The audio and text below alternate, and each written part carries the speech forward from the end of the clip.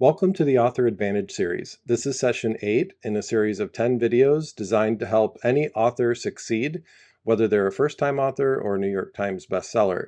And today's topic is one that's very close to my heart because it deals with advertising. We are a book advertising agency at Amplify Marketing Services. We only do two things here. We do book marketing and we do nonprofit marketing. So this is an area that we obsess over, and we aim to be best in class when it comes to being a book marketing agency. Over the last 5 years, we've had the privilege of working with 28 different publishers to advertise over 25,000 books in multiple ad platforms with books that range from children's books to textbooks and everywhere in between. We've invested millions of dollars for authors and publishers so that you don't have to. In this session today, you're going to learn insider tips from a marketing agency that is deep in the weeds of book marketing with cutting-edge opportunities that are available to you today. Every author should know the basics of book advertising, and that's what we're going to cover in this session today. We have 3 lists to work through today. The first is 7 factors that determine which ad platforms can be leveraged for your book launch. The second list is just 3 types of ads that have different objectives based on your goals.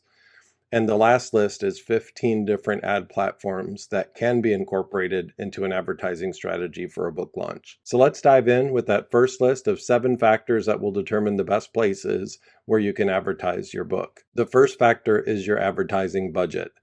That is always the first question that we ask a publisher or an author when it comes to a marketing campaign, because the amount of money you're able to invest will determine how many ad platforms should be a part of your strategy, and it will help guide you to which ones make the most sense for you. There are minimum thresholds for certain ad platforms that you have to spend a certain amount to even advertise there. Then there are also some ad platforms that, although they have low limits for entry, you really shouldn't use them unless you're going to spend enough in it. And we'll talk more about that later.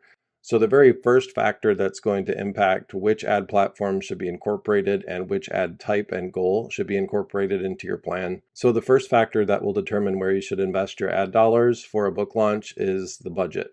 The second is the author's digital platform. If you're a best-selling author, that's going to make a difference here. It will make a difference even in how early the ads should start. A best-selling author can have a lot more success during the pre-order window, for example, than a first-time author. But it will also impact where those ad dollars should be spent. If your platform is strong in a specific social channel, then that will guide the publisher or yourself to where you should advertise. If you have a strong following on YouTube, if you have a strong following on Instagram, then those are the natural places that you should first consider as a platform for your advertising. You're obviously going to get more from the places that you've invested in the most. The third factor that will determine where you invest your ad dollars is the subject matter. Is the topic of your book one that is trending? Is the subject something that's of broad interest that a lot of people could resonate with, or is it to a really niche audience that you have to get very targeted in those that you reach? Is it controversial? If your book contains a lot of politics or religious content, or if it has medical claims, there are going to be ad platforms that won't even let you run ads on them.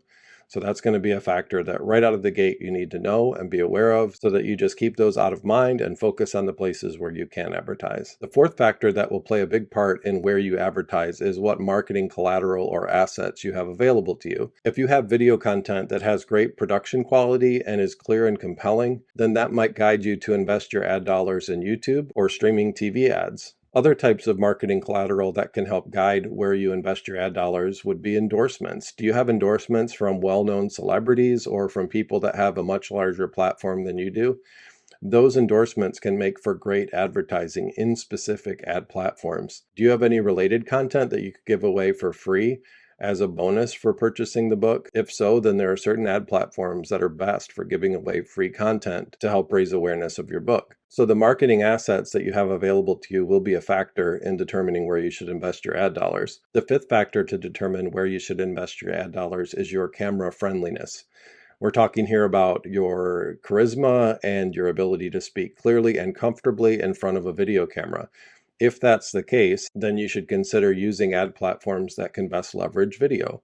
Unless the content itself can lend itself to a video trailer that doesn't require your presence as an author, if the publisher has the ability to produce high quality video, that might still be an option. But that is a factor sometimes, is just how comfortable the author is in front of a camera. The sixth factor that can affect where you spend your ad dollars is the nature of the competition at the time that you're launching the book. Are there other books being released on the same subject matter by authors who have a stronger digital platform than you do? That might impact where ad dollars are spent. Or if there's a publisher or an author who's getting very aggressive with their advertising of some backlist book that's on the same subject matter, that might make you want to avoid that platform where they're investing the most and find some other areas that they're ignoring.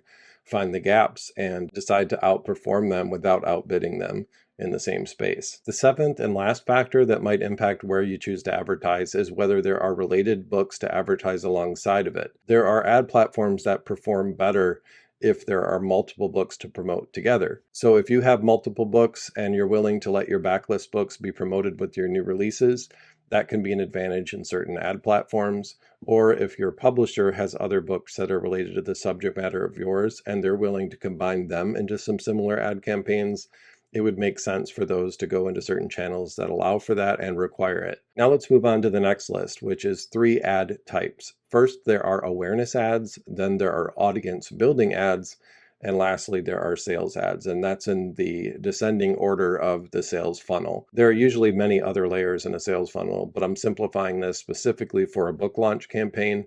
Those are typically the 3 that can be leveraged in your marketing. In many and maybe even most cases, a publishing company is only going to focus on the third of these ad types. They're only going to focus on ads that have a return on investment that can be tied to them. But if your book is one of the company's biggest releases of that season, it might have a large enough budget to invest some ads in awareness and in audience building. And if those 2 types of ad campaigns are able to run before the direct sales push is given, the sales ads will perform better.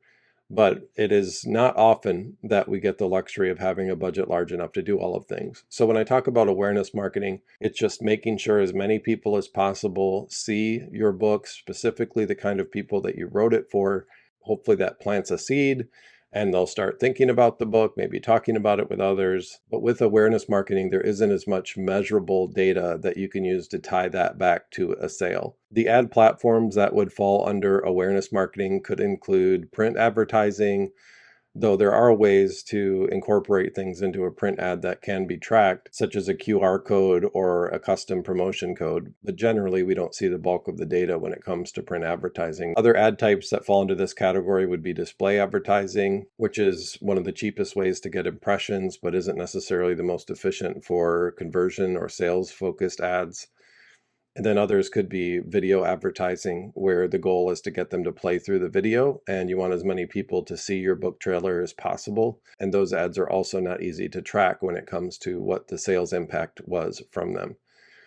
The second ad type would be audience building. This is so important when it comes to meta ads in particular. We're getting the best results that we've ever gotten from Facebook ads right now, but that is because we focus on audience building. Facebook has to know the kind of people that you're trying to reach. There are actually 2 ways in which audience building can help benefit the direct sales ads that we're going to talk about next. One would be retargeting. So if you run a video through play campaign on Meta, it's going to gather a retargetable audience, and you can choose to only retarget those who've watched 75% of that video so that you know those people are already well aware of the content of your book. And then that sales ad is going to make more of a difference. But it's not just retargeting people, it's also using that seed audience to help Facebook build an accurate lookalike audience. Facebook has all the data that they've ever had on every user. Even though we can't use the detailed targeting options that used to be available to advertisers, Facebook still has that data. And if you give them an audience of people that have engaged with a video in particular, they can find others who have enough similar touch points in their data that it's likely those people are also going to respond well to your content. So that's just one case in which audience building accomplishes both things. It gives you an audience to come back to that's already familiar with your book, and it gives Facebook the data that it needs to build a much larger audience that will respond well to the ad. So if you have a video through play campaign that gets 5,000 through plays at 75%, Facebook might be able to identify hundreds of thousands of others who are very similar to the people that played through the majority of your video. That is the key to having successful ads on Meta right now. The third ad type is obvious. These are the sales related, the hard sell ads where you're just coming out and asking people to buy the book directly. If you've read Gary Vaynerchuk's jab, jab, jab, right hook, this is when you try to land that right hook. You want to get them to buy the book. Like I said before, though, it's a shame that because of the budget for most book launches, we have to skip over awareness and audience building and go directly to direct sales. We have to start with trying to land the right hooks. That's not necessarily a best practice, but it is a necessity in most cases. So, depending on the first 7 factors and what goals you are able to pursue, then you can know which of the following 15 ad platform opportunities might make sense for you and your publisher. Now, I'm using ad platform as a broad term. The first one is retail featured placements. If you're a self-published author, you're probably not going to be able to secure this yourself. This is something that a publishing company can pursue and secure for you. What I mean by featured placements are those places within a store that are in the line of sight of a customer who walks through the door. So that might be a feature table at the very front of the store that they just can't miss. It might be a feature wall that is in a prominent location by the register or near the entry. Or it could be an end cap or even top of shelf placement on the aisles. Another featured placement that relates to retail can be catalog placement. There are a number of organizations that produce catalogs for bookstores, and you have to pay to get there. But in all of these featured retail placements, I want you to understand that there's a cost associated with it. And this is something I think a lot of authors and a lot of consumers don't understand. At Amplify, we aim to be the best in the world at Amazon advertising for books. And we often hear people complain as a consumer about the user experience of shopping for books on Amazon because there are so many places where ads can show up and it can be annoying to some people. And I've experienced that myself. I know what that feels like. But something that I often remind people of is that this is not new. Paying to have your book seen on Amazon is no different than having to pay to have your book seen at Target or at Costco or at Barnes & Noble. Those are in essence ad placements to get your book in front of someone who's shopping for books. I put that first because it's one of the most expensive places for a publisher to advertise. Those placements can cost tens of thousands of dollars or more. So when you're thinking about what budget you have or what budget your publisher has for your book, it's important to know how much of that will go to just getting it seen at bookstores. The second ad platform that's available for authors and book publishers is Amazon advertising. Amazon ads are so effective. That's why we've chosen to invest in them so heavily as a company. We invest millions of dollars a year in this platform for publishers, and we see the best results here. Because this is intercepting customers who are shopping, and we're intercepting them at the point of sale by bringing them books that they're looking for. This ad platform is really hard to beat. It's very effective. So we're actually going to dedicate the next session, session 9, exclusively to Amazon advertising. Since this is such an exciting opportunity, we want to make sure that you understand the basics of it. Whether you're going to run the ads yourself or whether your publisher is going to do it, it's still important that you understand how Amazon ads work for books. It's a very different ad platform for books than it is any other category. And we'll talk a lot about that, and I'm looking forward to that. The third ad platform that's available for book marketing is Meta. This is where point 7 in that first list comes into play.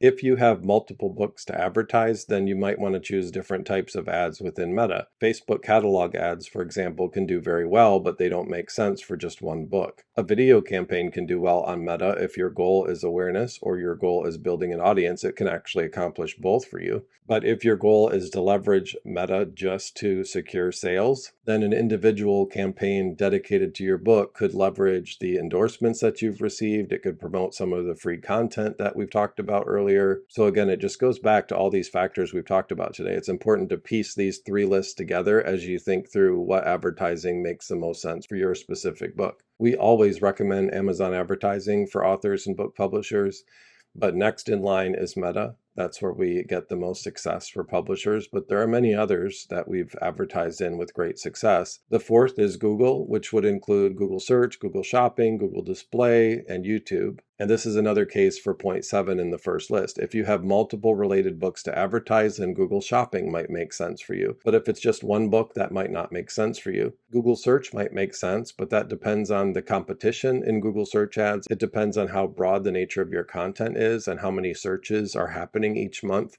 that are related to the content of your book. Google Display ads, we'd only recommend if awareness is your goal.